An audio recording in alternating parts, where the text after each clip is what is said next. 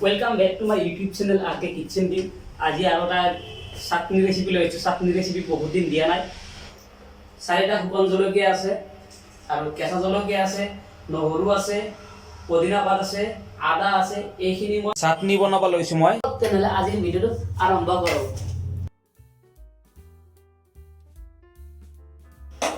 গেছটো জ্বলাই ললো। ফ্ৰাই পেন দিছো। চাটনিটো মই ভাজি ফেলে বনাম। কেঁচা চাটনিটো অলপমান ভাজিম মই, তাৰ কাৰণে অলপমান ৰিফাইন তেল দি দিলোঁ।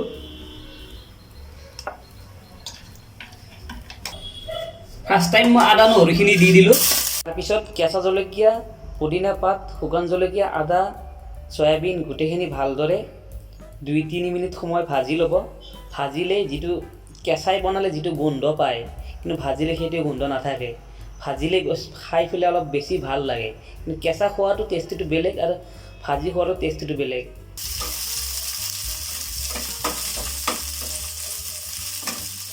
কণ জলকীয়া ড্ৰাই হ'ব দিব, পুৰা মৰমৰীয়া হ'ব দিব।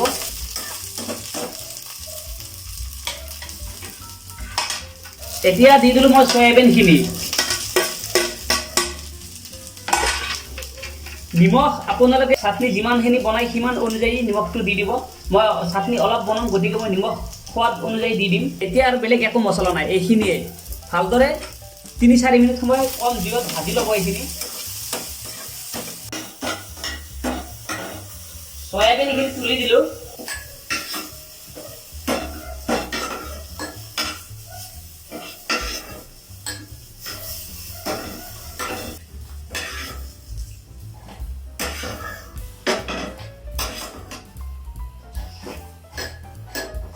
এতিয়া 2 মিনিট সময় ঠাণ্ডা হ'ব দিব লাগিব।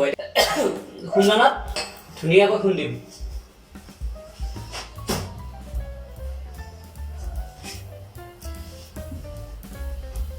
কাপোৰ অলপ দি লৈছোঁ তলত। কাপোৰখন তলত দি লৈছোঁ, তেতিয়া শব্দটো টাইলছৰ শব্দটো অলপ কম পাব। এনেকৈ খুন্দিব লাগিব। মই কেনেকৈ খুন্দিছোঁ আৱাজ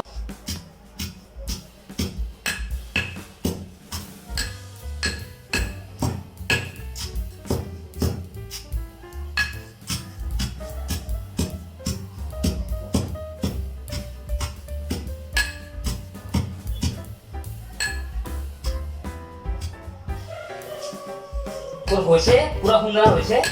এতিয়া ভাত খোৱাহে কথা আৰু।